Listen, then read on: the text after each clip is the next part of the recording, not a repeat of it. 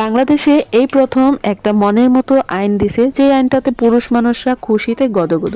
ভাই শুনেন, থাম, এত খুশি হয়ে লাভ নাই। বউ যে কি কি করতে পারে এটা আপনারা খুব ভালো করে জানেন, তো সাবধানে থাকবেন। আজকে আমি আমার জামাইকে হচ্ছে এত মজা করে একটা খিচুড়ি খাওয়াবো, তার আসলে মাথা থেকে এই বিয়ের ভূতটাই চলে যাবে।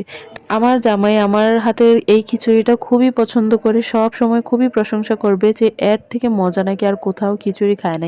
যা আইন পাশ হয়েছে ভাই, এখন মন মতো যদি না চলি আর তার মনের মতো যদি খাবার না খাওয়াই, তাহলে কিন্তু ঝামেলা আছে। কখন না জানি বিরোধী দল এসে হাজির হয়ে যায়। তো যাই হোক, এখানে আমি খিচুড়ির জন্য প্রথমে ভাতের চাল, তারপরে ডাল সব মিক্স করে ধুয়ে নিলাম পরিমাণ মতো। এখন পাঁচ মিশালি সবজি কেটে ধুয়ে রেখে দিছি। দেখেন সবজিটাকে একটু হালকা ভেজে নেব। তো প্রথমে অল্প একটু তেলের মধ্যে লবণ, তারপরে হলুদ দিয়ে এখন সবজিটাকে একটু ভাজা ভাজা, মানে হালকা একটু নরম হওয়া পর্যন্ত আর কি। মানে আমি বুঝলাম না, অন্য কোনো আইন নিয়ে কারো কোনো মাথা ব্যথা নাই, এই আইনটাই পাশ করাইতে হইলো। আসলে পুরুষের পক্ষে একটা আইন দরকার ছিল, আর আমার মনে হয় এই আইনটাই খুবই ইম্পর্টেন্ট। কি বলেন আপুরা? আপনারাও একটু কমেন্ট করে জানাবেন। সঙ্গে কিন্তু আরো একটা আইন পাশ হয়েছে, এত খুশি হয়ে কিন্তু লাভ নাই, সেই আইনটাও একটু শোনেন।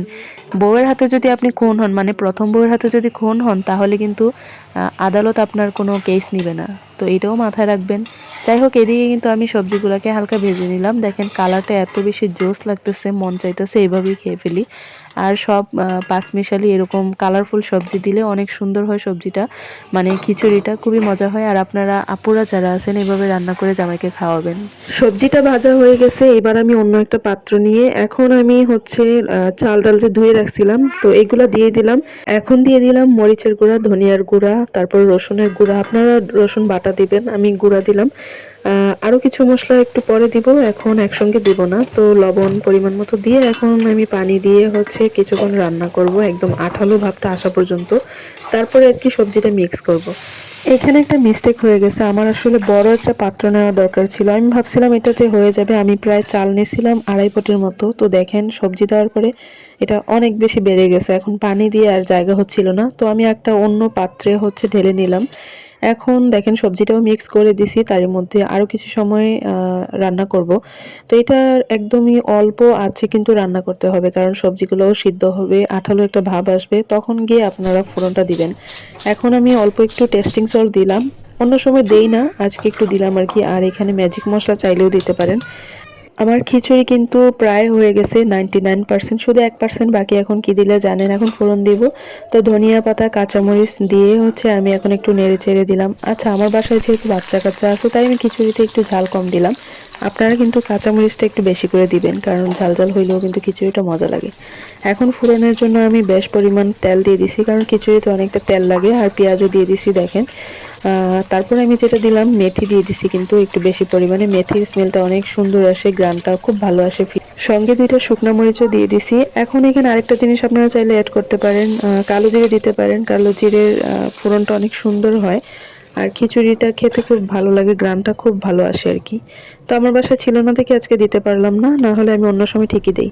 তো দেখেন রান্না কিন্তু হয়ে গেছে, সঙ্গে কিন্তু আরো অনেক কিছুই করব।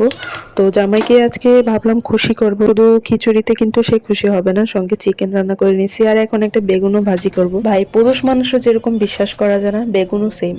দেখে শুনে আমি 2টা বেগুন নিয়ে আসছি, কিন্তু এই বেগুনগুলোও দেখেন পোকা। এখন ফেলে টেলে যা টিকবে তাই হচ্ছে আমি ভাজি করে নিচ্ছি। তো এখন এগুলাকে ভাজতে হবে, কিছু করার নাই। বেগুন আর পুরুষের মধ্যে কিন্তু খুবই মিল আছে জানেন তো। পুরুষ মানুষ যেরকম উপরটা বোঝা যায় না, বোঝার কোনো উপায়ই নেই। তার ভিতর কি চলতেছে, মানে তার ভিতরে কি আছে কোনোভাবেই বোঝা যায় না। তো বেগুনটাও কিন্তু সেম আমার কাছে মনে হইলো আর কি। বেগুনটা কাটতে কাটতে আমি এটাই মনে মনে ভাবতেছিলাম, তো আপনাদের সঙ্গেও এটা একটু শেয়ার করলাম।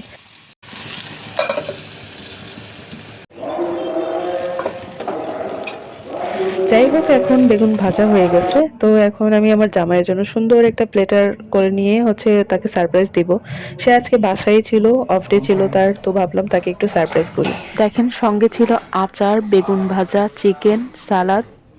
এত সুন্দর একটা কম্বো প্লেট যদি সামনে এনে জামাইকে হাজির করে দেন, তাহলে জামাই খুশি হতে বাধ্য, আর আপনাকেই চাইবে। আগামী 10 বছরেও জামাই বিয়ের নামই নিবে না, কারণ সে জানে তার এত মজার মজার খাবার শুধু আপনিই রেঁধে খাওয়াতে পারবেন। তো আমার জামাই খুশি মানে আমার সংসার খুশি, আমিও খুশি। তো আজকে এই পর্যন্তই। আপুরাও বানিয়ে খাওয়াবেন আপনাদের জামাই।